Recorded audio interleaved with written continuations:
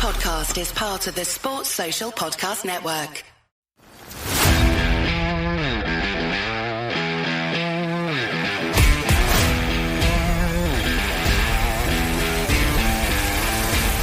Croeso I podcast Rygbi Cymru.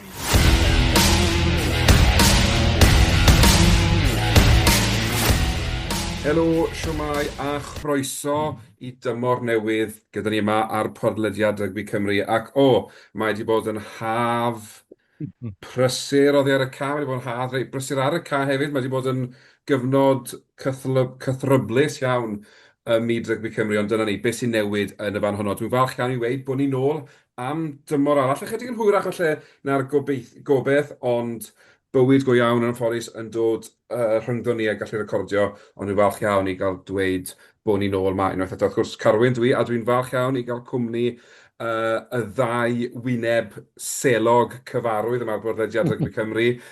Nick a Andrew, siwmai boes, chi'ch doen iawn ar ôl haf heb gormod o rygbi gobeithio?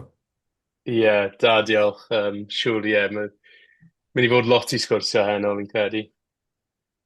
Na, di methbyn o chwaith, a braf y cael chydig bach amser I ffwrdd hefyd. Cytuno, di. Mae'n twmlo bod gymaint I ddigwydd ar y ca, ond mae gwyneb ychwanegol dyn ni yma yn y podlediad yma heno. Os chi'n gwylio ni, byddwch chi'n ei weld os chi'n gryndo, byddwch chi'n ei glywed I lais mewn munud. Dwi'n falch iawn cael dweud bod Sei Williams, y gŵr bonheddig tu ôl I vlog gwlad, ond hefyd awdur amryw o lyfrau I wneud am rygbi yng Nghymru sy'n apt iawn o'r sgwrs fy'n digwydd mewn bach. Seimon, diolch yn fawr ti am ymuno ni. Sut wyt ti'n cadw? Good, diolch. Good. Na, diolch yn fawr am y gwaddiad. Mae'n bach o sioc bod ni'n mynd i'r tymor newydd yn barod. Nag yn gwybod os ti'n gweud yn barod iddo fe. Rwy'n ni cael codi'n ysbrintio ni, fe cael chat bach da, codi'n cael hwnna'n gilydd. Wel, na ni, yn dweud, pethau ddim yn wych, ond rhyw ffordd ni wastad yn trio gwenu pan mae'n dod I rygbi yng Nghymru, achos os na fyddwn ni gyd mewn dagre. Reit, dyna digon o waffle wrtho I fi'n credu, achos mae gymaint yn ei drafod nawr. Yn amlwg, mae'r consultation wedi mynd a dod am y rygbi ar y ca wedi dechrau. A ddechreuwn ni gyda'r consultation, wrth gwrs, yr undeb yn mynd mas I holi cefnogwyr beth a sut bydden nhw'n dymuno gweld yn nyfodol rygbi yng Nghymru. Dwi'n cymryd bod y 4 o'n ni wedi ateb. Na'i'n gofyn I chi beth wedwch chi, achos yn amlwg pam yn gweud wrth nhw moyn. Ond negeseuon cymysg sy'n dod mas yn dilyn y consultation yn ystod y peth. Mae'n twmlo fel bod ni ddim rili'n gwybod beth sy'n ei ddigwydd dros y wythnosau y misoedd nesaf yma. Ie, I fyddan fi, mae'r background noise wedi newid ydy bach. Y ffaith mae'r ymgynghoriad wedi darfod. Dwi'n wrach gweld yr undeb a'r ymfendant ar y weinydd Dave Redyn symud chydig bach yn be nhw eisiau I dechrau, ond gan I weld. Mae'n mis pwysig rwan, fel dwi newid clywed, mae'r adroddiad mynd o blaen y bwrdd, a wedyn mae'n rhaid nhw dewis pa ffordd nhw eisiau mynd, o wrach ni sôn ond dyfan fi, for what it's worth, a'n lle dwi'n meddwl dwi'n wedi cyrraedd, ond dwi'n ddiddorol I clywed be mae pawb arall yn meddwl. Cyn bod rhywun arall yn dweud, diolch Nick, o'n I methu cofio'r gair am consultation, ymgynghoriad. Felly diolch yn fawr iawn I ti am ddweud hwnna'n syth, os yna'n gofio fe o nawr mlaen. Andrew, os daeth o ti nesaf de, beth fel lot o sôn di bod yr undeb yn cymryd dros Gaerdydd, a wedyn mae'r ymgynghoriad mae'n dod, beth yna ddigwydd. Wyt ti'n teimlo'n chydig mwy hyderus, felly bod ni'n mynd I barhau gyda 4 rhanbarth nawr o bosib o'n dilyn beth sydd wedi cael ei ddweud dros yr wythnos y ddwy diwetha? Wel, wnaethon ni weld, meddwl yn Wales Online wedi dweud bod ni'n tueddu mynd tuag at tair y tîm yn y dyfodol, ond mi'n meddwl mae hwnna'n arwain at. Ni'n trio meddwl pa tîm ti cael gwared o, a mae dal gymaint o broblemau yn wedig os ogystal â os mae jyst 2 tîm sy'n cadw at. Ond o safbwynt Caerdydd, bach yn cyffyrddus, fi'n meddwl. Ond mae'n dal bron perygl, yw chi'n meddwl. Byd nhw bron yn arbed bach mwy o arian os yn cael gwared o Gaerdydd, ond o safbwynt be wnaethon nhw dweud ar ôl cymryd dros Gaerdydd o cael teams chwarae rygbi yn y prif ddinas, fi'n bach mwy hyderus na ffrindiau fi sy'n cefnogi tîm oedd eraill. Ond yn ysgrifennu ti, Seimon, wrth gwrs, ti, fel ni'n sôn, ysgrifennu blog gwlad. Siwr fod i clywed falle mwy ar draws y spectrwm falle o be mae cefnogwyr yn ei feddwl o sut maen nhw'n teimlo. Be wneud i o'r holl beth bod yr undeb yma yn mynd, yn gynta, mynd allan at y cefnogwyr, yn hytrach na wneud y penderfyniad dros ei hunain falle? Ie, mae'n ffit o mewn gyda hanes yr undeb, rili, ni'n gweud, ddim rili'n gallu gwneud penderfyniadau yn reit aml. A yr un peth sydd o blaid y broses yma, dwi'n meddwl, dwi'n meddwl gen nhw'n bobl sy'n newydd i'r undeb o newydd i Gymru fyd, yr y tri pen bandit, rili. Mae ti Richard Coleg fel cadeirydd a ABT ni fel prif weithred Wraig, a wedyn ni Dave Redin, a wrth gwrs sydd mewn sy'n arwain yr ymgynghoriad yma. A na dim ond rili dechrau yn llawer amser, dechrau mis diwetha, dechrau mis Medi, nath dechrau, a wedyn wedi dod o lefydd eraill nath gyda chydig iawn o ddealltwriaeth. So mae'r broses yn wneud yr ymgynghoriad yma, wedi bod o fydd iddo fe, yn ôl, a wedyn fel o'ch chi'n gweithio yn y boes, o ran y math y synnau ni'n clywed nawr. Mae'n sŵn o fel sy'n bod ni'n mynd roi'r argraff enw bod wedi clywed pethau sydd wedi cael ei weid, bod wedi dysgu mwy am y systemau yng Nghymru, a'r hanesion, a'r gwrthdaro, a'r holl rivalries ac yn y blaen sydd gyda ni. O'n i siarad â rhywun, cwbl o ddyddiau nôl, oedd wedi bod mewn un o'r cyfarfodydd yma gyda Dave Redin, oedd e'n gweud, oedd e'n reit impressed, cos oedd wedi rhoi tair awr i'r cyfarfod yma o gaderyddion clybiau lleol, clybiau cymunedol. A wedi arwain yr holl beth, wedi bod yn ymatebol iawn, a wedi gwahodd cwestiynau, gwahodd sylwadau, wedi eistedd yn cymryd nhw o ddifri a ymateb iddyn nhw yn y blaen.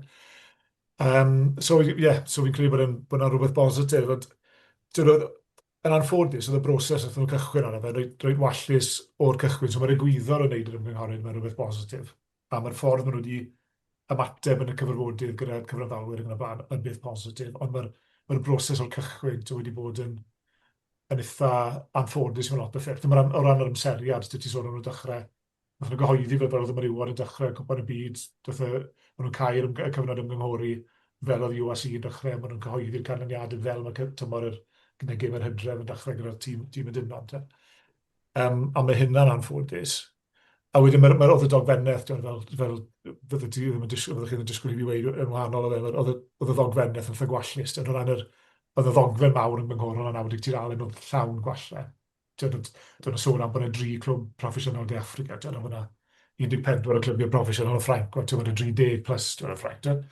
Bethau fel yna i ddechrau, o'n nhw'n camarwain gyda rhai'r ffigurau, ti'n sôn am y niferoedd o glybiau i'r nifer o bobl a'r nifer o chwaraewyr, a cymharu ni gyda'r Alban yn dynnydd oedd y ffigurau yna wallus i gyd. So oedd y cyd-destun o'na, a wedyn, oedd yn cael ei arwain ti ar drwylen, o'n nhw'n trio arwain ti ar un ateb sydd o model D, model D. Ddim model Ech, yn sylwi, chos oedd ddim fersiwn Cymraeg, ond na fe. So na siwr wedi cael arwain, a wedyn oedd y ddogfen ymgynghorol dal mas wedyn ni, yn eitha tila. So, fel aelod o Gwladrugby yn siomedig iawn, pam wnaethon ni benderfynu bod eisiau i ni trial cynnal ar olwg yn hynny, jyst i roi llais i bobl ar beth oedd actually yn y cynigion. Cos oedd y ddogfen ymgynghorol, neu'r arolwg ddim yn cyfarch y ddogfen ymgynghorol, ddim sôn am y modelau, ddim sôn am yr academy yn y campws genedlaethol yn y byd. So dyma wnaethon ni, so wnaethon ni mas, bydd wythnos yn ôl i'r undeb, mas, gaio ni fe, byddi 10 diwrnod yn ôl, wedyn wnaethon ni roi'n sylwadau dy gilydd dros y penwythnos, oedd hi'n penwythnos eitha hir. Dwi'n gwybod, o'n i'n mynd i ddod ymlaen i'r arolwg chi wedi wneud yn Gwladrugby de. A o'r hyn chi wedi ffeindio, gaethoch chi unrhyw sioc neu oedd e falle beth o'n i'n disgwyl a falle beth o'n i'n meddwl bydde cefnogwyr ar lawr gwlad eisiau gweld mewn ffordd. Fel ti'n sôn, ath yr undeb ati i ofyn cwestiynau mewn ffordd oedd ddim yn rhoi dewis ydy o ti'n ateb fel o'n nhw eisiau ti ateb, felly. Ond eithoch chi mas ati a cael atebion a sylwadau mwy hafal, a fi'n cymryd bod e eitha diddorol darllen trwy'r holl atebion ag ati. Oedd, dyn ni, dyn ni ryw rhagdybiaethau beth fyddwn ni'n cael nôl. A mae rhaid bod yn onest. Mae pobl sy'n aelodau o gwlad rygbi, mae lot yn wedi bod nes blynyddoedd, a mae lot ohonyn ni'n gefnogol iawn i'r rhanbarthau. A mae lot yn ni a chydig iawn o ffydd sydd gyda ni'n yr undeb, achos cwarter canrif 30 mlynedd diwethaf, mae lot yn ni bod yn ar sylwyr hwnna. So o'n i ddim yn syni rili i gweld y math o mateb gafon ni. Wrth gwrs, wnaethon ni gwthio'r allan, nid jyst aelodau gwlad, oedd nath e mas trwy'r gwefannau cymdeithasol i gyd, oedd unrhyw un yn gallu mateb. Unrhyw un, os o'n ti allan i Gymru, cos rhan o'r ôl y gryndeb, dwi'n meddwl rhaid bod ti'n rhoi postgol yng Nghymru, dwi'n meddwl mwyn ateb. So i gafon ni sylwadau o Gymru, ti fas i Gymru, so oedd hwnna ddiddorol i cael ei barn nhw. A felly, y math o bethau o'n i'n gweud, oedd y math na o ddiffyg ymddiriediaeth yn yr undeb, oedd dros 90% o matebwyr yn gweud bod nhw ddim yn meddwl bod yr undeb yn ei job yn da, sydd ddim yn syndod rili ystyried lle ni ar hyn o bryd. Dwi'n lot yn meddwl na ddylai'r undeb fod a dylanwad ar y clybiau, wrth gwrs y model, mae'n sôn am lot o reolaeth gynolog o'r ochr chwarae, bod y bobl annibynnol yn cymryd y cyfrifoldeb dros yr elfen masnachol heb unrhyw fath o reolaeth dros y materion ar y cae. A yr academi genedlaethol, y campws genedlaethol, a hynna i gyd. So, mae'n ddiffyg ymddiriediaeth yn yr undeb i gallu rydeg y math yna o bethau, achos does ni ddim tystiolaeth bod yr undeb yn gallu rydeg y math yna o beth, dyna wneud y math o newidiadau. A wedyn ni, dy ti trafodaeth amdano am cyllidebau. Os o'n i'n sôn am y cyllidebau oedd ar gael yr undeb, oedd wedi cael eu cynnig, bod nhw'n eitha tila, bod nhw ddim yn mynd i fod yn ddigonol i gystadlu ar lefel UAC. Dwi'n sôn am cyllidebau 8 miliwn oedd cyfystyr a Caredin a Connacht a Ulster a Benetton, sy'n oce, fydden nhw gryfach am nhw'n awr. A wedyn, lle fydden ni'n chwarae, so un o'r pethau oedd yn fwyaf sefrdanol, falle, neu fwyaf, ddim yn sefrdanol, achos o'n i falle disgwyl iddo fe pwysau'r cyfeiriad yma. Oedd cyn lleiad y bobl sydd yn mwynhau'r UAC. A'r timlad bod rygbi Cymru ar lefel proffesiynol ydyn, ond ddim yn mynd i ffynnu tra bod ni yn y UAC. Os oes unrhyw ffordd o gael yn hynny mewn i gyngor Lloegr, clybiau Lloegr na'r cyfeiriad i fynd. So mae yna lot o bethau sy'n rhaid diddorol. So, ni wedi rhannu'r adroddiad llawn gyda'r undeb a ni wedi gyhoeddi ar y wefan. A ni wedi hefyd wneud rhyw cronodau gweithredol a ni wedi wneud rhyw datganiad hefyd. So ni wedi trial lledu'r stori a mae wedi cael ei pigo am rambell i reid. Ond ar y cyfan, mae'r negesau yn reit yn gwrthwynebus.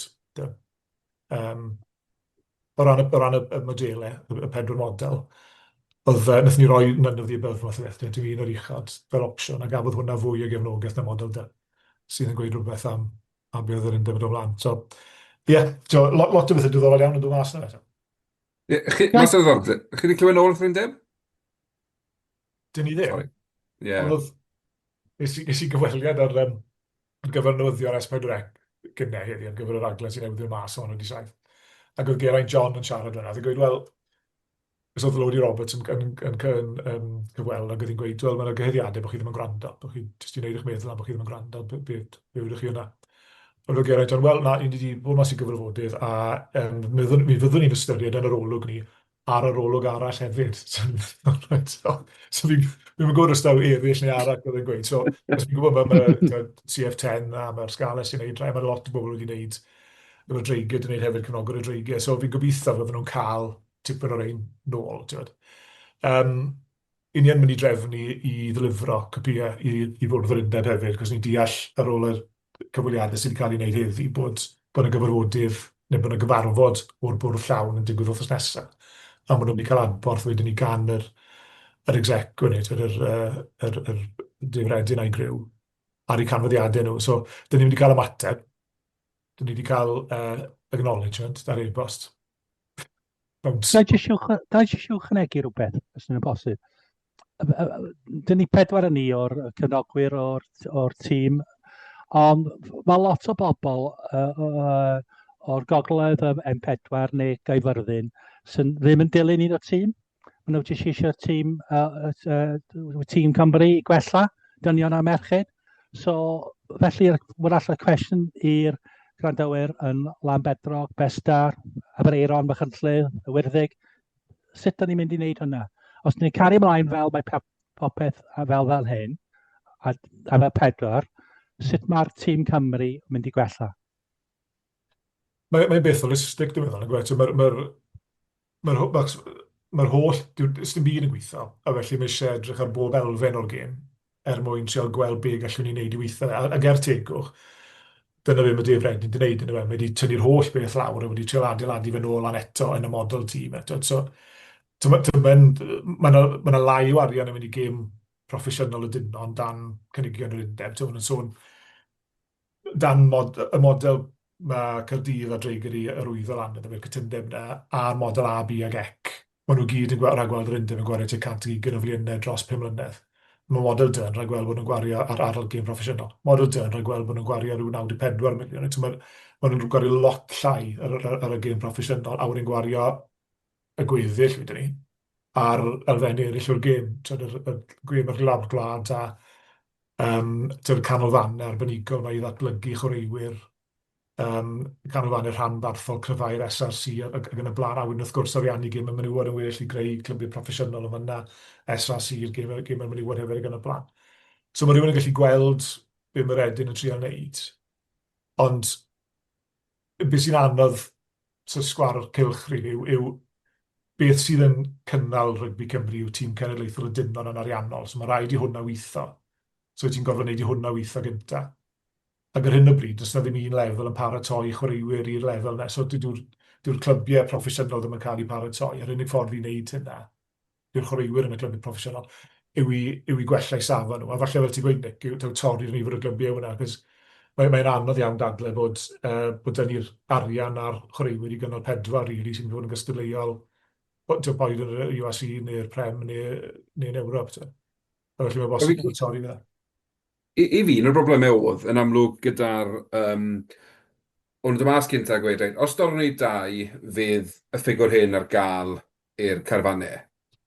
Wedyn, pethefnos yn ddarach, na, falle bydd hwnna i gael, bydd gwmynt a hyn, fel, mae'r ansicrwydd, fel fi'n credu, os o'n i'n mynd lawr i 2 dîm, oedd fel 8 miliwn yn rhywbeth fi'n credu, yn hytrach ar 6.5 sy'n nawr. Wel, y problem wedyn, mae 10 miliwn o arian yn mynd ar bethau eraill, ac wrth gwrs, mae angen datblygu elfennau eraill o'r gêm, ond, ultimately, tan bod tîm Cymru nôl y cystadlu am y 6 gwlad yn cyrraedd rowndiau terfynol, rowndiau gyderfynol y cwpan y byd, does dim twyfanc yn mynd i ddod mewn a mynd fi eisiau chwarae rygbi. Yn enwedig, pan mynd i'n gweld y tîm pêl-drod yn dechrau cyrraedd cwpan y byd, dechrau cyrraedd cwpan Ewrop, mae'r buzz i gyd ar hyn o bryd ar y gêm pêl-drod, ac odw fi'n cyfaddau bod angen i'r rhanbarthau wella, mwyn i'r tîm cenedlaethol wella, ond fi'n mynd gwybod os mae'n rhoi 1.5 miliwn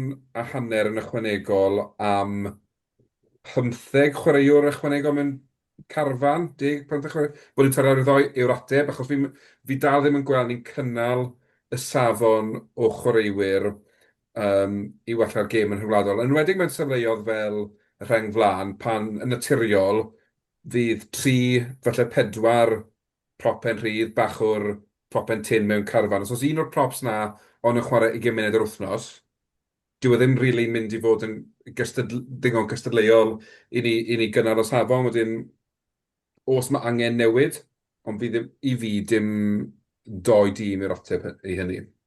A dwi'n cytuno efo ti, Carwyn, jyst gofyn y cwestiwn dwi.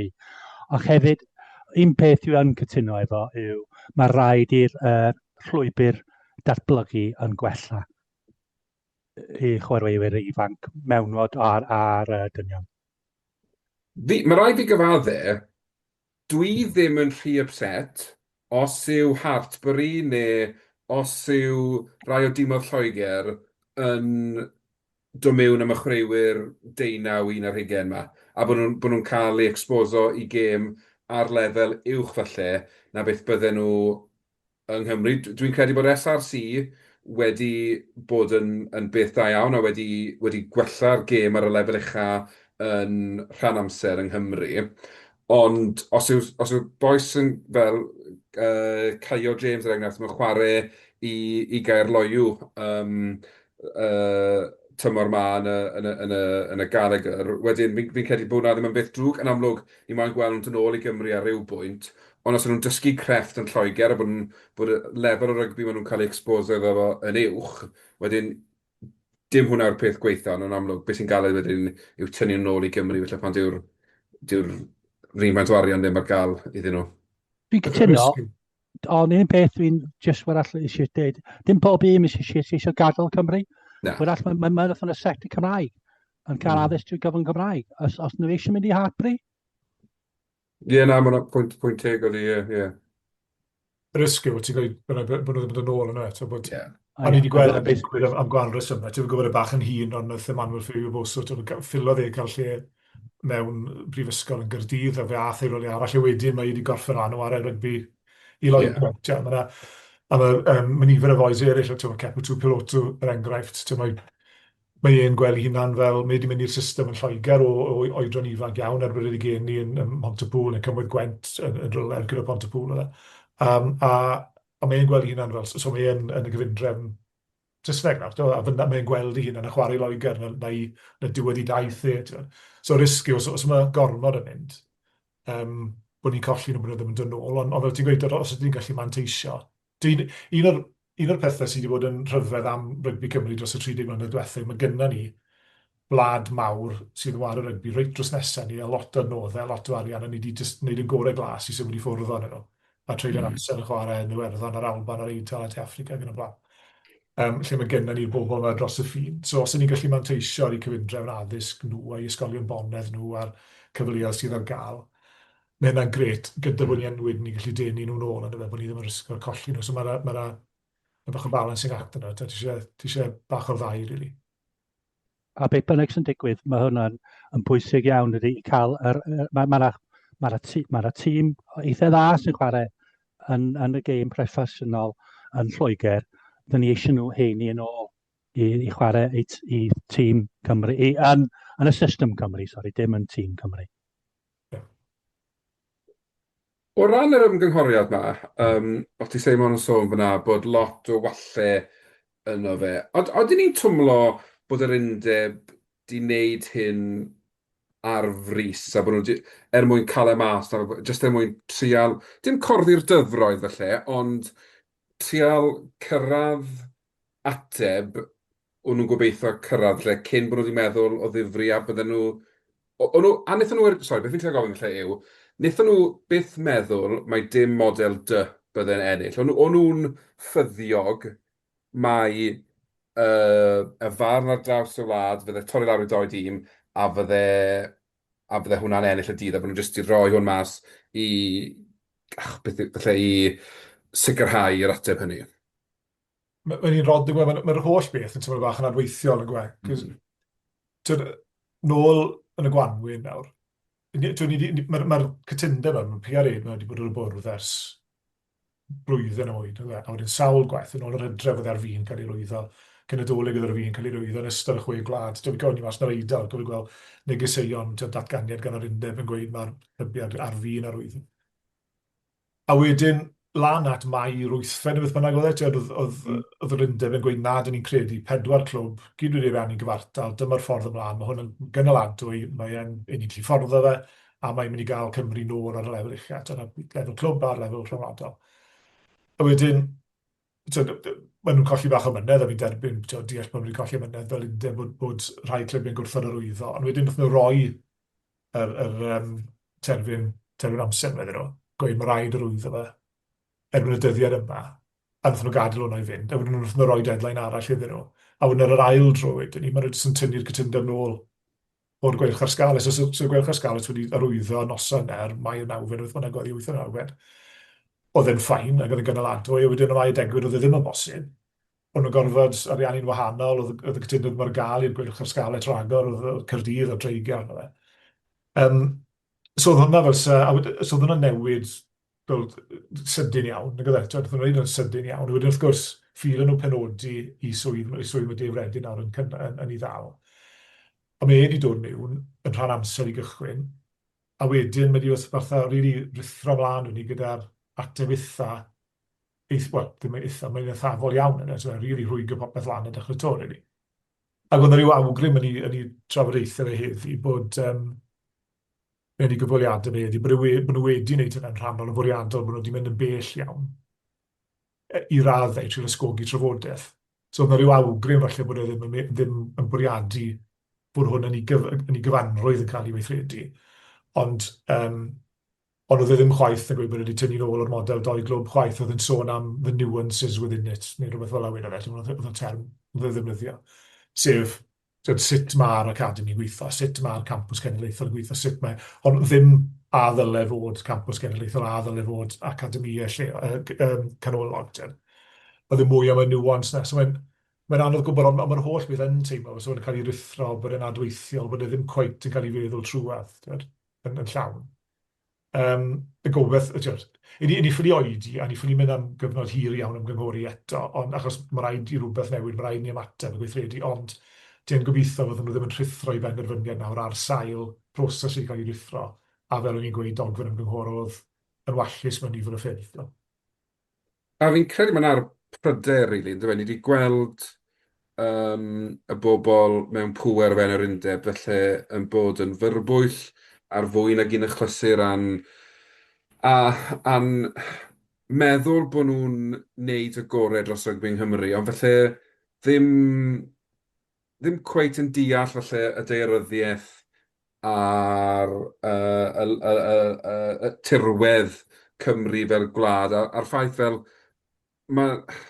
i nifer o gefnogwyr rygbi yng Nghymru, mae'n cymryd oriau i gyrraedd Gaerdydd i wylio gêm rhyngwladol. Mae bron o fo'n cymryd llawn amser felly wel, yn wedi ar drafodiad coeddus, i nhw gyrraedd Twickenham na beth yw ei gyrraedd Gaerdydd. A fi'n credu mae hwnna'n gweud lot. A fel, mae'n anodd fel, yn wedi hefyd pan mae'r 4 rhanbarth o fewn 70 milltir ar un coridor o'r wlad, fel fi'n gwybod bod ti Nick yn un sy'n teithio'n reit aml lawr i Abertawe o'r gogledd ddwyrain. Mae hwnna yn ymdrech uffernol i wneud y siwrne. Wedyn, fi'n credu mae eisiau gwell dealltwriaeth felly o beth yw felly'r consequences hynny os oedden nhw'n wedyn, fel fi'n gwybod mae Dave Reddy wedi sôn, felly mae i preference ef, y tîm yn Gaerdydd a tîm yn Abertawe, ond mae 70 milltir wedyn yn mynd yn 20 milltir.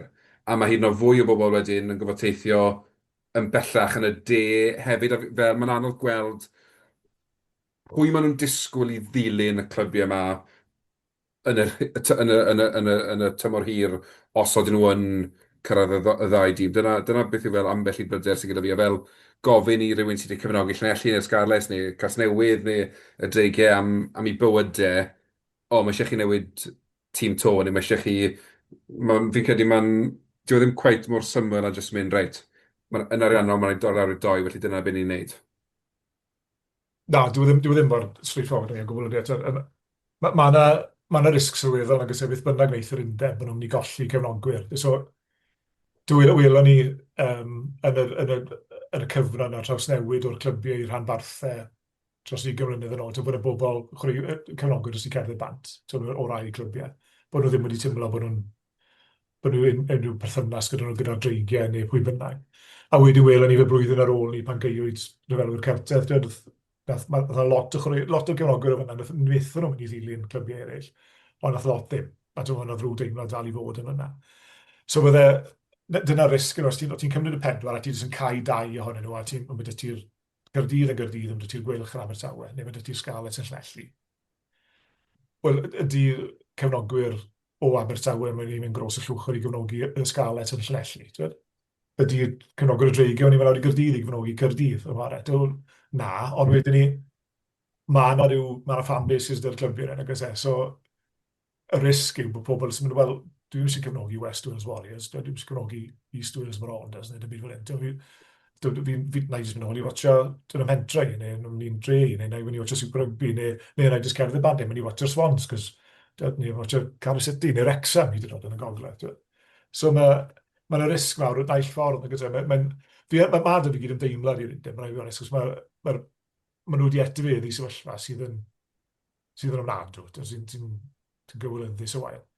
A mae byth bynnag newn nhw yn mynd i cythryddo pobl, a mae'n mynd i mwy na thebyg trifo pobl bant, byth bynnag nhw'n gwneud. So pwysau mesur yw, wyt ti'n mynd i ddenu mwy o gyfnogwyr newydd mewn o chwalu'r holl beth a creu 2 clwb newydd sbon. Neu ddim, neu wyt ti angen y craidd yna. Cos un o'r pethau sy'n cadw'r 4 clwb i fynd ar hyn o bryd yw mae yna graidd eitha solid o gyfnogwyr gyda nhw. Lot ohonyn nhw o dyddiau'r clybiau, really. Sy'n wedi bod nhw'n gyfnogwyr Llanelli gynt, nhw'n gyfnogwyr Castell Nedd gynt, neu beth bynnag, a maen nhw jyst i stico gyda y gweilch a'r sgalet ac yn y blaen, achos maen nhw'n gweld, maen nhw ddilyniant yna. Ydyn nhw'n mynd i gweld yr un dilyniant i ryw endidau artificial sy'n falle wedi cael ei creu mas o'r system yna. Mae'n gythreilig o anodd iddyn nhw. Mae'n rhaid gweud.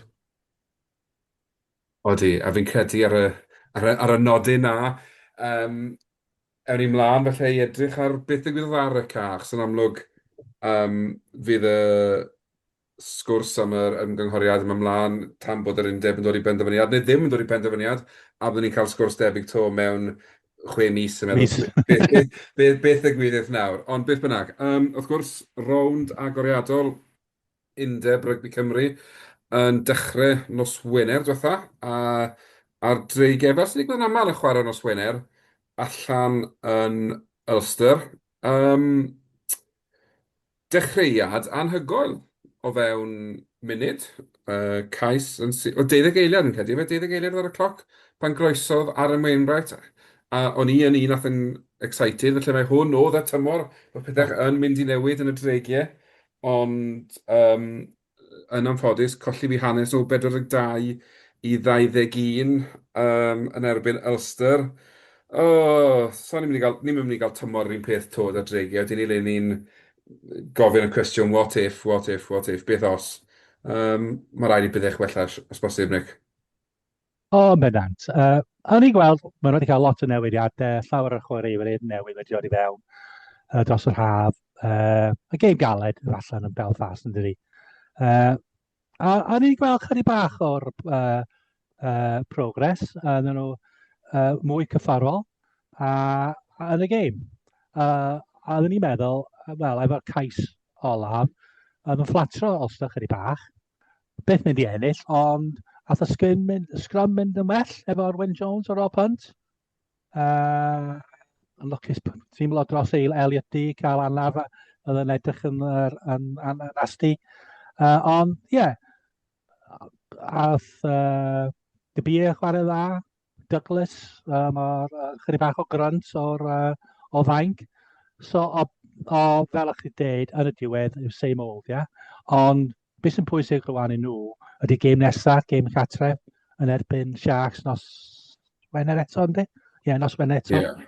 Ond dechrau eitha dda. A dyna'r peth yn dweud, mae gêm adre i'r Sharks. Faint mor bwysig yw i bod y dreigiau'n troi Rodney Parade i fod yn rhyw fath o fortress. Bod nhw yn defnyddio'r ffaith bod y crowd a'r bennau gwrthwynebwyr, bod yn fel lle old school i fynd. Does dim lot o stadiymau fel Rodney Parade dal yn y gêm broffesiynol. Faint mor bwysig yw e nawr bod y dreigiau yn gwneud stamp ar ei tomen eu hunain, a bod nhw'n troi Rodney Parade i fod yn lle caled a cas i fynd, a bod nhw'n defnyddio'r tywydd effernol sdan nhw yng Nghasnewydd na fel arf yn hytrach na mynd yn ei erbyn nhw. Fi wedi gweld bod Dylan Lewis i newydd rwyddo a dreigiau wedi dweud bod e'n hoffi'r ffaith bod e'n chwaraewr i dreigiau nawr pryd mae chwarae yn Rodney Parade oherwydd mae'n profiad hollol wahanol sy'n chwarae tîm sy'n enwedig os sy'n chwarae Caerdydd siŵr o fod. And ie, mae'n pob tro fi wedi mynd i Rodney Parade, mae'n atmosffer mor fel difrifol i tîm sy'n chwarae ffwrdd. A enwedig hefyd, pryd mae Caerdydd yn chwarae dreigiau lawr parc yr arfer, yn meddwl mae cefnogwyr dreigiau yn top class, enwedig os chi'n ystyried be mae tîm y dreigiau wedi mynd trwy dros y blynyddoedd diwetha, jyst ddim lot i fod yn positif amdano.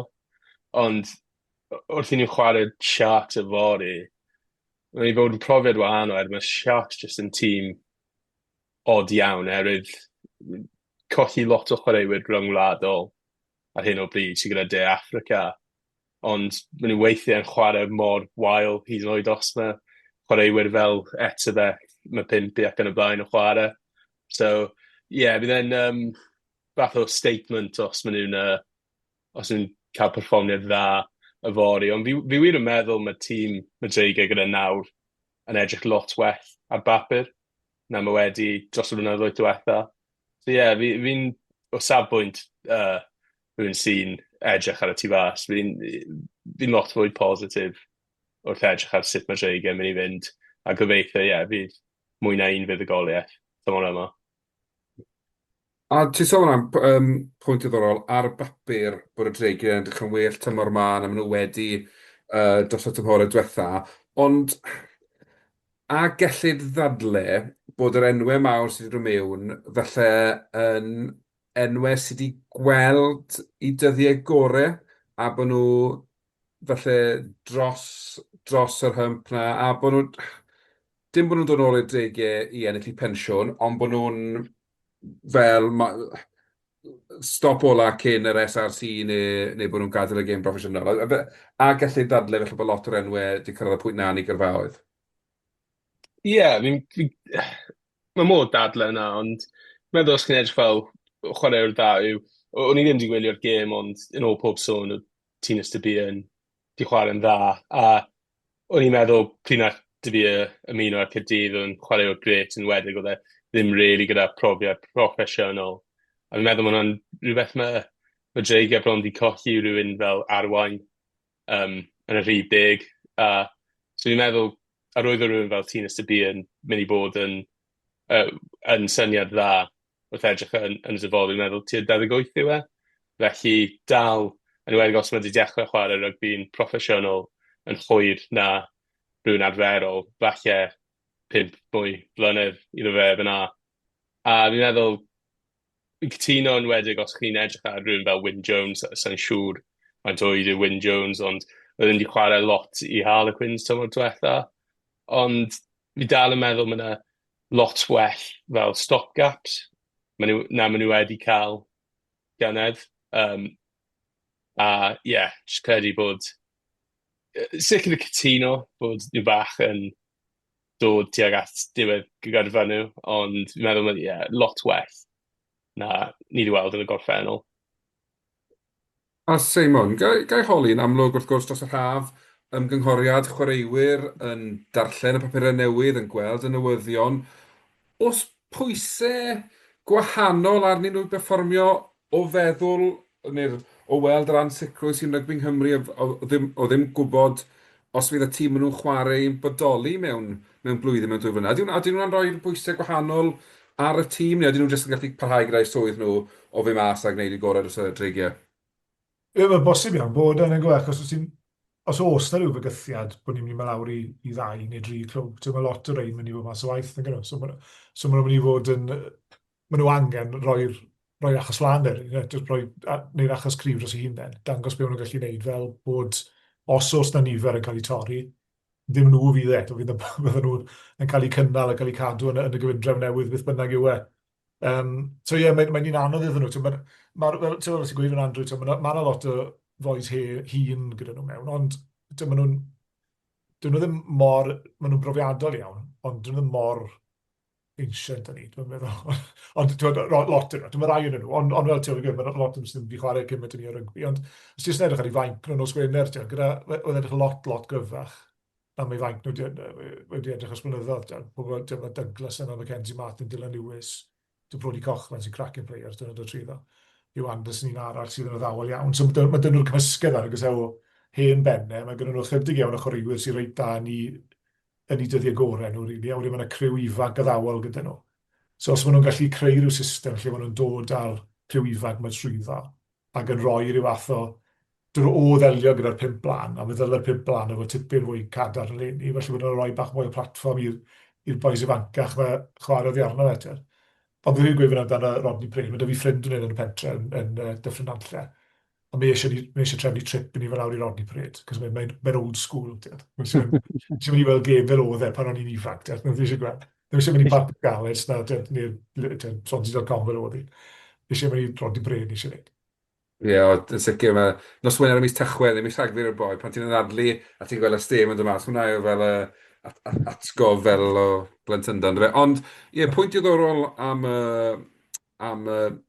cymysgedd yn y garfan, a fi'n credu am y tro cynta, ers fi'n cofio pryd, mae gwaith caled gyda tia, ddewis y tîm. Dyw'r tîm ddim cweith yn pigo una felly le mae wedyn y gorffennol, mae un stand-out yn bob safle. O'r diwedd, mae yna gystadleuaeth am y Cris, a fi'n credu bod hwnna yn sicr yn wyfon yn hwb i'r garfan. A hefyd, rhoi bach o excitement i'r cefnogwyr, achos dwi'n mynd i bod yn hawdd ar un o'r y tymhorau diwetha yma i gynnal i lefel o excitement gyda pethau ddim yn mynd yn wych ar y ca. Pen ar y bloc nawr de. Odi'r dreigiau yn mynd i flasu fwy o fuddugoliaethau eleni na beth wnaethon nhw llynau. Ydyn. Dwi'n disgyn nhw ennill 4 neu 5 gêm at Catref. Bold statement i ddechrau hwnna. Fi'n cytuno. Fi'n gwybod os ydyn nhw'n ennill gymaint o hynny, ond fi'n disgwyl nhw wneud yn well na beth wnaethon nhw llynau. Beth sy'n anffodus iddyn nhw yw maen nhw wedi bod yn brwydr gyda Zebra yn blynyddoedd neu gyda. A llynedd yn eisiau Zebra yw hanner sy'n o'n gêm yn y cynnar a un gafodd y dreigiau, a mae Zebra yn barod wedi ennill gêm fel un. Dwi'n wedi credu ar ben wythnos. Pwy sy'n barod? Ie, so maen nhw'n barod ar ei ôl i. Ond, y broblem y dreigiau, ti'n edrych ar ei carfan o bob tymor, a ti'n meddwl, mae'n edrych fel carfan cryfach na llynedd. Mae'n siŵr newn nhw bach yn well i leni. Nhw'n disgwyl i nhw herio, ddim siŵr y breid sy'n gyda blaen, ond fydden nhw'n anodd y Rodney Prid, newn nhw ennill rhyw hanner dwsin o gemau, wedyn nhw beth yn. Mae'n gwybod anafiadau, mae beth yn mynd ar chwal, a wedyn dwi'n beth gweud yn gweithio. Ond unwaith eto, mae'r garfan yn edrych fel gryfach, so allu dwi'n croes y bysau bod nhw bach yn gryfach leni. Wedyn, Disadwn, oedd y rhanbarth eraill yn chwarae, wrth gwrs. Dechreuwn ni yn De Affrica, gymae hwnna y gêm gronolegol gyntaf. Wel, i neutral eisiau gwylio gêm o rygbi, hon oedd yr un i wylio, wel, o'n i bai bod chi eisiau watcher Rugby Championship ond stori arall. Y Bulls yn erbyn y Gweilch, a perfformiad anhygol, Nick, ond yn anffodus yn y diwedd yn rhedeg allan o'r stêm, ond arwyddion da ar ddiwrnod cyntaf tymor. O'n bendant, i sgorio 6 llais allan yn De Affrica yn Pretoria yn altitude yn anhygol, dy'r gwir. Ond rai pethau ddim yn mynd yn dda. Dim wedi bod lot o'r llawer o newyddiadau yn y Gwylch. Os wedi colli Beard a Tiperic, a Ryan Smith wedi ymuno, a hefyd Ross Mariati. Diolch yn Mr Andrew Ford am wneud clip bach ar y wefan o'r uchel pwyntiau Mr Ross Mariati. Ond be mae'n dangos i fi ydy gêm corfforol mae Gwylch yn gallu chwarae. Mae dal efo pac gry. Ond i deud hynny, un peth yn ddim yn dda dydd Sadwn oedd yr llinell a scrum. So mae rhaid nhw gwella hwnna.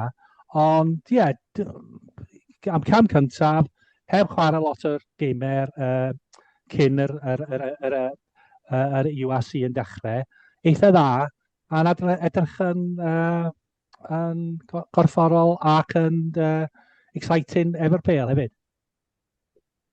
Yn cytuno ar ti. A di felly y ffaith bod ddim gymaint o hynny o wynebau newydd mewn wedi helpu Mark Jones, achos bod wedi cael pre-season llawn dyn nhw nawr, mae wedi gallu cadw'r un grŵp gyda'i gilydd, a mae di adeiladu ar beth wnaethon nhw llynedd, so dwi ddim wedi gorfod, does dim 10 gwyneb newydd yn mewn, felly fel ni wedi gweld yn y dreigiau, enghraifft, mae wedi cadw y garfan mwy neu lai'r un peth, newidiadau ddim wedi gorfod, ond just adeiladu ar beth oedd gyda fe yn hytrach na gorfod dechrau o'r dechrau eto.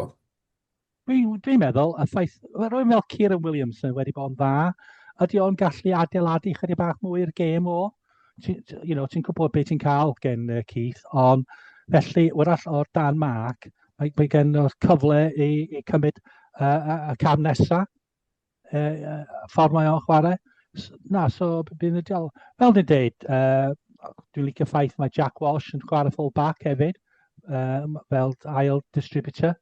Dwi'n disgwyl nhw fod yn gobeithio bod allan yn yr uwch uchaf diwedd y tymor. Sorry, Nick, beth yn mynd i weid? Oedd yn amlwg, bod yr olwyr reit ifanc, maen nhw'n olwyr profiadol nawr, a byddwn ni'n disgwyl falle gweld cwpl nhw'n chwarae yng Nghrys Cymru. Ydy'r balans y tîm yn iawn ar falle bod y pŵer a bod y profiad yn y blaenwyr, yn amlwg colli Tibric a Beard, ond wedyn bod yr olwyr, bod y rhyddid gyda nhw mewn ffordd i chwarae rygbi, a bod Mark Jones yn trial best of both worlds, le falle oedd Toby Booth yn canolbwyntio ar y gêm up front, ond nawr bod ni'n mynd i weld y blaenwyr yn neud i gwaith nhw, a wedyn yn rhyddhau'r olwyr a bod Keelan Giles yn neu beth mae Keelan Giles yn ei gorau, sef rhedeg at amddiffynwyr o sgorio ceisiau. Be mae'n anodd i bob tîm, dydy, os ti'n canolbwyntio ar un peth, ydy rhywbeth arall mynd lawr, fel gêm mol, neu am diffyn. So mae rhaid i chi cadw trio gwneud y rai efo'r gilydd. So gan i weld. Ond o'n i rhaid hapus i cael pwynt allan o'r gêm, i ddeud y gwir. Dyna'r peth yn fe, ni'n aml yn sôn ar y podlediad yma, a dwi'n siŵr ble bynnag ni'n siarad am rygbi, os ni'n gallu cael rhywbeth yn De Affrica, mae di bod yn rhyw fath o fuddugoliaeth, achos dwi ddim yn lle hawdd i fynd, yn enwedig ar ddechrau'r tymor fel hyn, a wrth gwrs gwerth i gael tymor siomedig llynau falle o'i safbwynt nhw, oedden ni'n disgwyl iddyn nhw fod yn well tymor ma, neu a fydden nhw'n gyfo chwarae catch-up gan bod nhw yn amlwg yn dechrau gyda bloc yn De Affrica? Dwi'n meddwl, a sôn am yr old school, bydd tîm o'r De Affrica neu'r Eidal neu Iwerddon ddim yn edrych ymlaen dod i Brewery Field. Stafelloedd newydd bach iawn yna a'r really old school. So felly dwi'n disgwyl wneud eitha dda adre, curo lot o gemau ac a ennill lot o gemau, a wedyn gan i weld sy'n nhw'n wneud yn y Welsh Shield.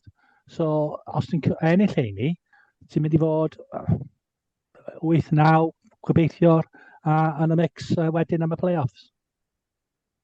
Yr her i'r gwylch, efo wastad yw nawr, fel o ti'n gweud fyna Nick, yw cadw'r cydbwysedd na'n y gyfellu, maen nhw wedi bod yn canolbwyntio lot, fel chi'n gweud gynnau, ar y dan Toby Booth ar y gwaith tin, ac nhw ddim yn ehangu'r chwarae lot, nhw ddim yn lledu'r be lot. A nawr maen nhw'n lledu fe lot mwy, a wedyn falle bod ti'n colli'r y gwitnwch na falle yn y mannau gosod, ond y rygbi maen nhw'n chwarae'n ffantastig na wedi, maen nhw'n werth gweld. Pan o'n nhw yn neud yn reit dda 2 mlynedd yn ôl, mewn amgylchiadau reit anodd, o'n nhw ddim yn gret i wylio, ac oedd nhw'n reit dyn ac oedd y gêm yn reit cyfyng gyda nhw. Ond nawr maen nhw'n chwarae math o rygbi sydd, gyda pobl fel chi'n gweud gyda Keelan Giles a Cysendeg yn y blaen mas yn yr erwe gored, mae eisiau defnyddio nhw'n y gweg, o'n nhw'n gret. Fe fi'n rili licio am y gweilch hefyd, mae ti lot o, ti'n mynd gweld lot yn nhw nawr, o fel club legends fel bydde ti'n cael blynyddoedd yn ôl.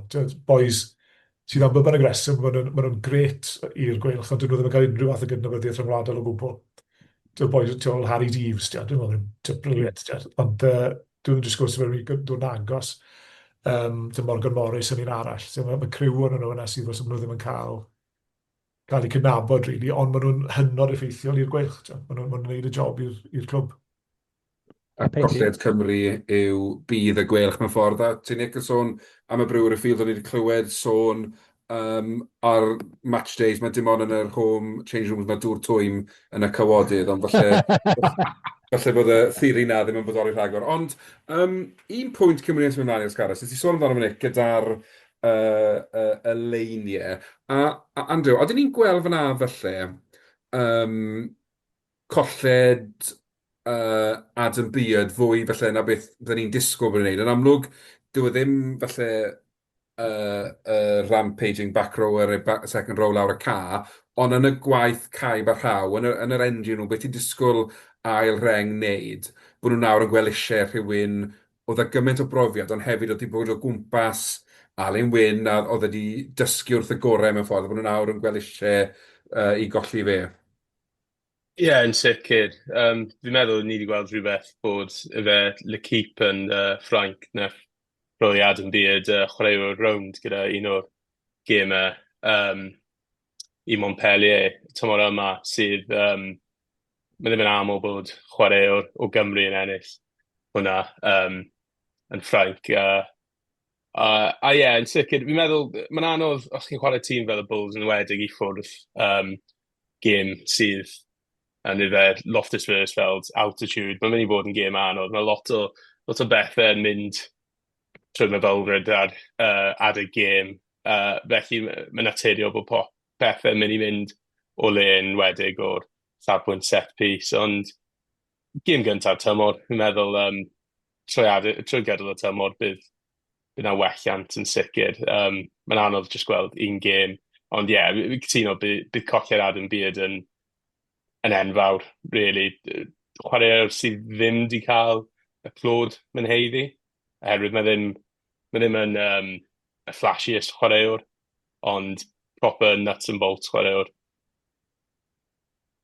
Odi wir, a fel ti dweud, mae'n ddiddorol bod Montpellier nawr yn elwa o hynny ar y ca bod yn cael chwaraewr y rownd. Wedyn, prynawn disadwn, neu hwyr prynawn disadwn i gwblhau'r hat-trick o golledion i'r rhanbarthau Cymru ar rownd gyntaf penwythnos oedd y Scarlett Adre Munster.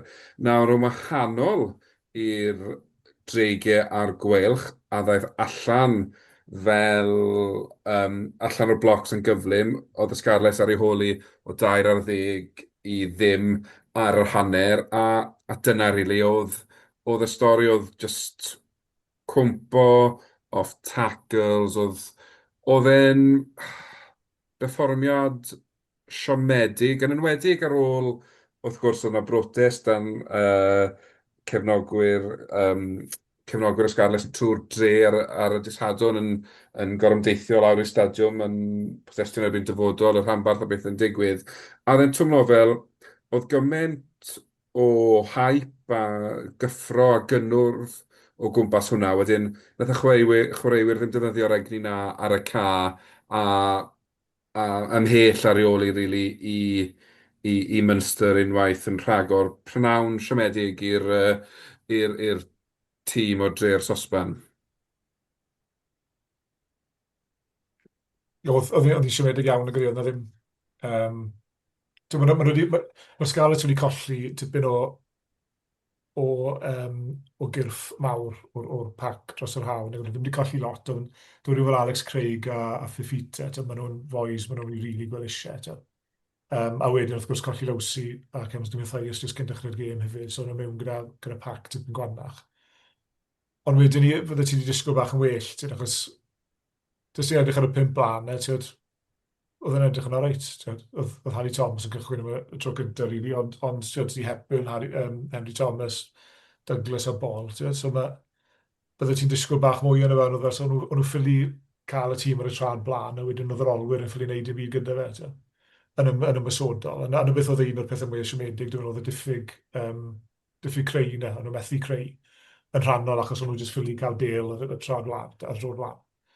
A wedyn yn amddiffynol, o'n nhw'n cael ei dal yn rhy gul, yn rhy hawdd. Oedd yn rhy hawdd i Munster lledu'r bel a mynd dros y top. A ti'n gweld Tom Rogers a Ellis Weaver, so nhw'n cnoi mewn gormod. A mae'n rhywbeth sydd yn broblem parhaus, dwi'n meddwl, yn y Scarlett. Maen nhw'n cnoi mewn reit hawdd, dwi'n meddwl, a gadael lle'r tu fas. Os nag nhw'n gallu torri'r bel off, maen nhw'n trwbl wedyn ni, hynny fel oedd hi, lot yn amser.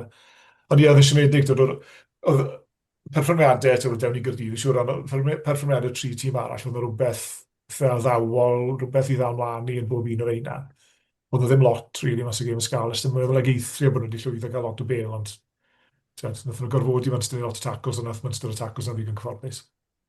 Do, a dyna'r peth mewn ffordd, yn dweud, ti'n dechrau tymor, yn wedi gael tymor reit lwyddiannus i'r rhanbarth yna, yn cyrraedd cwpan y pencampwyr eleni, a mae'n sy'n tymor bod nhw wedi mynd cam ymlaen a tair cam yn ôl, a bod nhw wedi dysgu o'i camgymeriadau llynau, a bod nhw...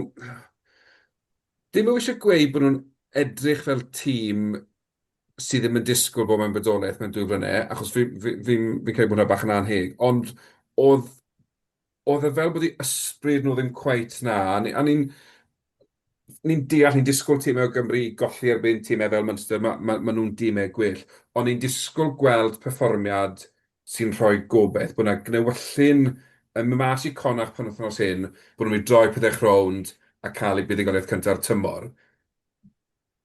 Ges i ddim hwnna o Pnawn Dydd Sadwrn. Fel ti'n gweud, dyn nhw lot o bel, ond ultimately yn wnaethon nhw'n digon gyda fe. A gyda enwau Lawsi Mathias, Costello a McLeod yn colli'r daith i Galway, mae'n edrych o nhw yn ysgafn unwaith to yn y pac, a mae just Connacht yn debyg iawn i dreigiau Rodney Pred.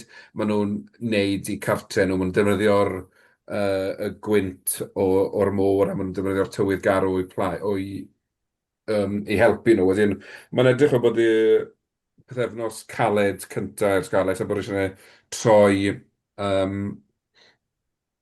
pethau o gwmpas wedyn. A dyn nhw'n euog o felly ddal mlaen i ambell i chwaraewr rhy hir fel Gareth Davies, mae wedi bod yn was ffyddlon, mae wedi bod yn was da, ond gyda Blacker yn dod nôl i'r sgarles o dreigiau, a dwi'n amser bod ni'n gweld rhyw fath o changing of the guard, bod nhw'n gadael i fynd rhy hir cyn bod nhw'n neud yr handover na. Dyna beth sy'n poeni fi chydig bach am y Scarlets. Mae'n lot o chwaraewyr dros 34, rwan 34 neu mwy. Mae'n rhaid i cael chydig bach o brofiad, ond dwi'n meddwl, a dwi'n mynd yn ôl at Fafita, oedd yn gollod enfawr i fi. A dyddiolol pan oedd o newydd arwyddo cytundeb newydd a wedi mynd. So mae hwnna dyddiolol iawn i fi. A mae o chydig bach mae o'n chwaraewr arbennig o'r dda, a chydig bach o stardust hefyd yn y tîm. A yn bendant, maen nhw'n mynd i methu o. Gobeithio bydd Maris van der Meer yn ôl o'r bocs wrth wythnos nesaf. Ond bydd o'n dyddiorol i gweld sut mae'r Scarlets yn gwneud cyn dolyg. Dyna'r her nawr, troi'r tymor rown, bod pethau ddim yn mynd rhy bell, bod nhw'n gallu, bod ddim modd achub i tymor nhw o gwbl. Yn sicr. Meddwl mae'n anodd wrth ystyried bod faint mor uchel oedd y Scarlets diwedd tymor diwetha yn wedig mynd i ffwrdd i Leinster a hanner amser yn edrych fel oedd yn game on bron yn y chwarteri. Ond mae'n mynd i bod yn tymor hir, a siŵr o fod colli chwaraewyr fel Fafita a Alex Craig yn sicr. O'n i wir yn mwynhau gweld Alex Craig yn chwarae i'r Scarlets yn chwaraewr dda, a maen nhw'n mynd i bod yn colli'r enfawr. Ond gobeithio gyda gêm erbyn Connacht, mae'n mynd i fod yn wahanol adeg yma. Sa'n siŵr beth mae tywydd yn edrych fel, ond lot well chwarae nhw nawr na hytrach na mis Ionawr neu mis Rhagfyr.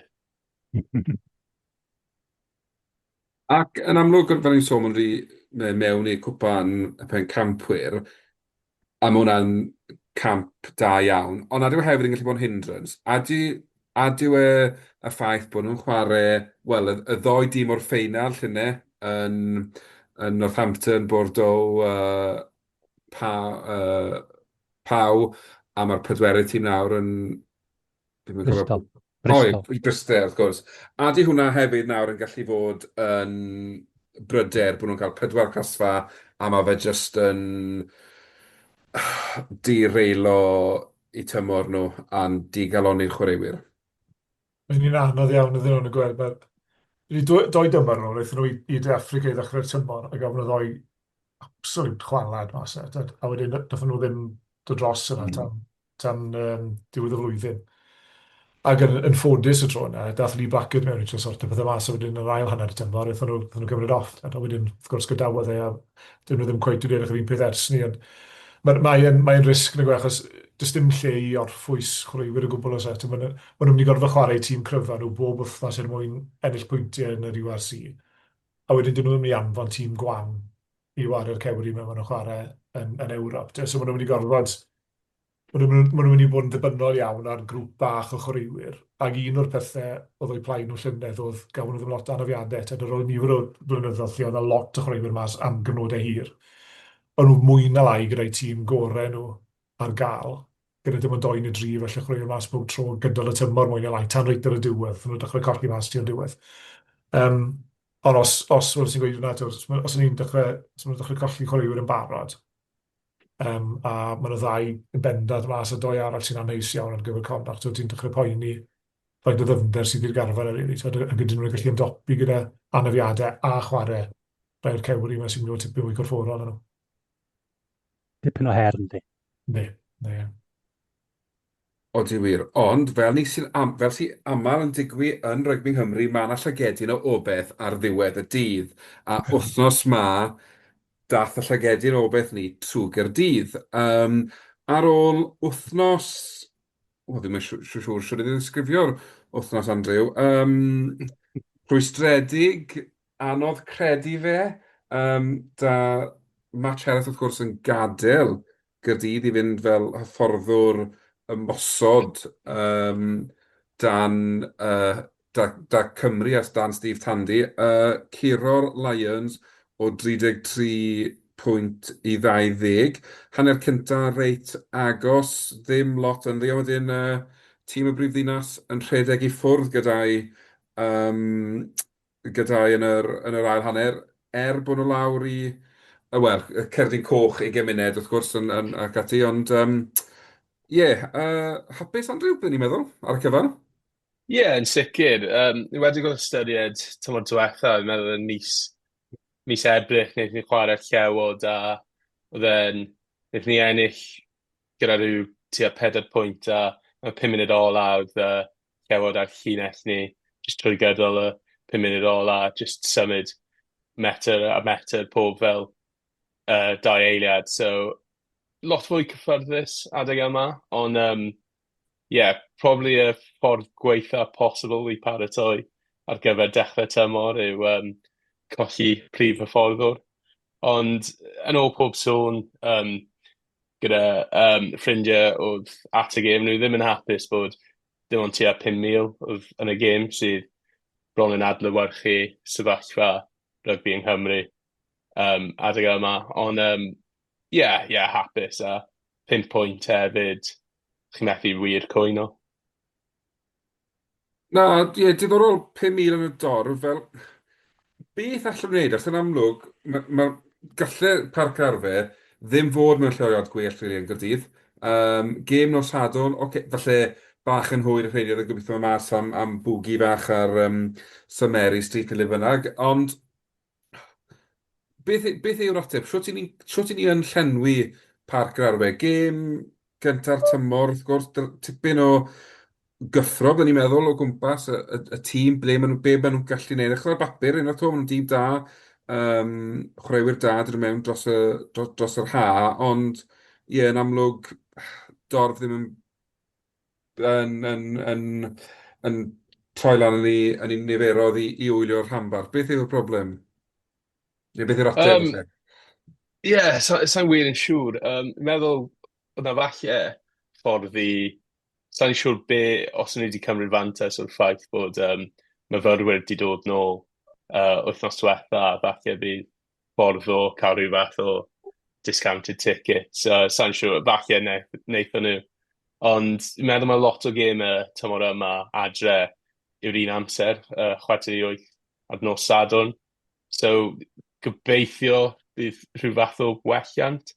Ond fi'n meddwl mae yna elfen o'r tîm fel llew, dy lot o bobl ddim wedyn cyfarwydd ar llewod, does ddim chwaraewyr ryngwladol, mae pobl yng Nghymru yn cyfarwydd a sy'n meddwl mae'n ambell chwaraewr sy'n chwarae De Affrica, mae'n ddim lot a ddim y world class stars ni'n lot fwy cyfarwydd a. Ond siŵr o fod, meddwl pryd mae gemau erbyn ni gyda Caeredin mewn pythefnos, gobeithio bydd hwnna'n well. Ond unrhyw pryder fi yw hwnna ambell anafiadau, Liam Belcher wedi mynd bant, a nawr ni wedi colli Ben Thomas am 2 gêm, a o'n i'n edrych yn eitha tenau hyd yn oed dydd Sadwrn gyda chwaraewyr yn y carfan. Felly, mae'n mynd i fod yn sain edrych ymlaen lot i gêm erbyn Munster dydd Sadwrn. Ond fi'n meddwl, ar ôl buddigoliaeth erbyn y llewod, mae yna rhyw fath o elfen positif i gael, a yn enwedig i tîm fel Caerdydd, mae cael rhyw fath o cysondeb yw peth gorau i nhw. Os ni'n colli gêm agoriadol, fi'n meddwl ni'n edrych ar rhyw fath o battering nos Sadwrn, ond mae'n mynd i fod elfen lot fwy positif mewn y gêm nawr nos Sadwrn erbyn Munster. Yn edrych o'r tîm... Sorry, cedi. Na, jyst mynd yn ôl, wedi sôn rwan am y 4 tîm. Mae'r 4 tîm yn gallu rhoi y tîm gorau eitha dda. Ond sut ti'n dechrau cael aneddiadau yn un safle, dyna lle mae'r her yn dod yn dri. A dyna be di problem ar hyn y bryd. Os ti'n gallu cael tîm gorau allan, gei di brwydo'r un o'r tîm yn yr URC, ond dyn nhw ddim yn digwydd lot nawr di. Na, yn ffodus, enwedig yn yr hydre nawr mewn diwedd y mis, fydd chwaraewyr yn mynd i ffwrdd â Cymru, mae'r un peth yn digwydd yn ystod y chwedl. Fi'n gwybod bod llai o gemau yn y cyfnod ni, ond a dyma'r ddadl felly pam dylsyn ni dorri tîm neu ddau yw achos os byddwn ni'n llai o dimodd, bydde mwy o ddyfnder gyda ni ar gyfer anafiadau ac ati, ond mae yn twmlo fi'n credu eleni'n enwedig fydd y rhanbarthau yn teimlo'r pinch yn fwy os fydden nhw'n dechrau cael anafiadau. Fel mae'r pecking order yn mynd yn dyneiach a ti yn disgyn safon yn reit sydyn yn anffodus. A fi'n credu mai dyna beth fydd downfall, yn enwedig yn y sgarles fi'n credu. Fi'n siŵr wedi gweld beth mae 30 chwaraewr dyn nhw yn ei carfan fel fi'n credu cyn mynd lawr fel i'r SRC, so ti'n edrych wedyn 4 anaf, ti'n rhoi 26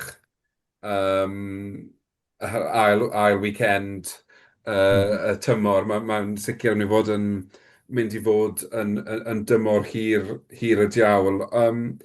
Ond jyst mynd ôl i gyffwrdd ar Sherritt yn gadael, yn amlwg, da Steve Tandy mewn i'r rôl ma, diwedd mis Gorffennaf, dechrau mis Awst fi'n credu oedd hi gath ei benodi. Edrych o'r tir all, faint mor rhwystredig yw bod nhw wedi aros tan 4 diwrnod cyn gêm agoriadol Gaerdydd i naill ai gyhoeddi fe neu i benodi Sherritt i tîm hyfforddi Steve Tandy. Pam ddim gwneud hynny dechrau mis Awst, bod Gaerdydd yn gallu cael rhywun newi mewn, neu penodio ti fewn, ond bod cyfled ar y ffordd o'n i weithio gyda'r garbon. Fi'n credu bod nhw'n gwneud yn wych i gael buddigoliaeth dan yr amgylchiadau, a'n amlwg bod nhw wedi gweithio'n galed mewn amser byr, ond os bosib, dylse'r undeb o'n edrych ar ôl y rhanbarthau. Yn wedi y rhanbarth maen nhw ar hyn o bryd yn rheoli. Dylsyn nhw'n edrych ar ôl nhw bach yn well, byddwn ni'n meddwl. Yn meddwl mae'n adlewyrchu sut mae'r undeb weithiau'n gweithredu. Mae nhw ddim yn neud beth sy'n gorau rhanbarthau. A beth fi wir yn pryderu am yw, pryd wnaeth Danny Wilson cael ei gyhoeddi yn rhan o dîm Steve Tandy, nath o dweud yn pob erthgol oedd e'n apwyntiad cyntaf Steve Tandy, a nawr mae Sherritt yw'r pwyntiad ail. A falle bydd pobl fel Neil Jenkins yn aros gyda tîm Cymru a bydd rhyw hyfforddwyr yn aros o'r regime diwetha. Ond fi'n pryderu falle mewn pythefnos nawr. Mae just mis tan gymau gyntaf rhyngwladol fi'n pryderu bydd falle mwy o hyfforddwyr. A sa'n credu bydd y hyfforddwyr, sicr ddim prif hyfforddwyr y ran bartha, ond mae ddim yn mynd i helpu unrhyw tîm o gwbl. A mae tîm cenedlaethol yw prif ffocws nhw, a fi'n deall yna. Ond mae ddim yn deg i rwystro'r rhan bartha yn enwedig gyda amser hwnna, fel 4 dydd cyn dechrau tymor. Mae'n anheg. Odi, mae'n teimlo fel bod nhw jyst yn trial alienato eu hunain o fans rygbi Cymru ar y degau. Maen nhw'n meddwl, reit, newn ni hwn nawr, a fydden ni'n profi bod ni'n iawn yn beth ni'n gweud, ond beth maen nhw actually wneud yw troi mwy o bobl ni erbyn nhw, as mae cefnogwyr rygbi'n gweld trwyddo fe a mynd, pa myffach eich chi'n neud hwn 4 diwrnod cyn dechrau tymor. Rhowch chans i Gaerdydd mewn i gêm cynta'r tymor. Wedyn, mae'n mynd ddiddorol gweld be newn nhw yn symud ymlaen o ran y tîm hyfforddi, fel ti'n dweud, fi'n siŵr mae dim hwnna fydd y penodiad ola. Mae'n just diddorol gweld pwy fydd yn cael ei stripo o assets hyfforddi nesa.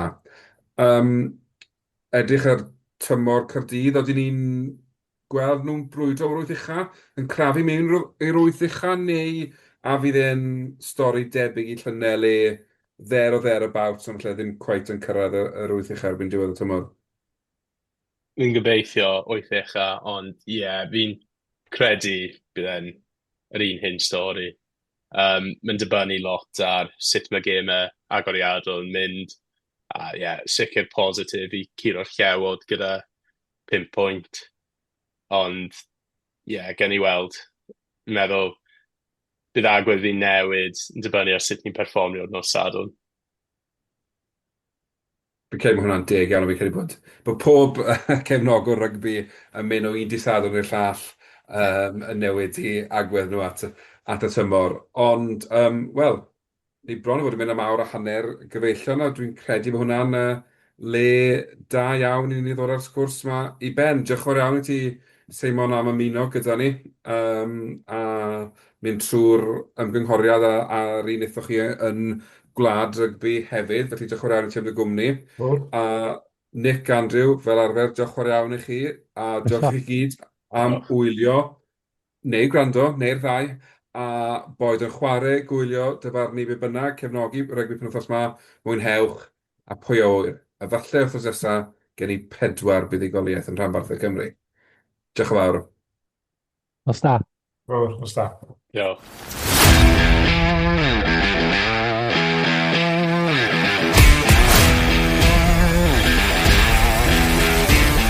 Diolch am gwrando i'r podcast Rygbi Cymru.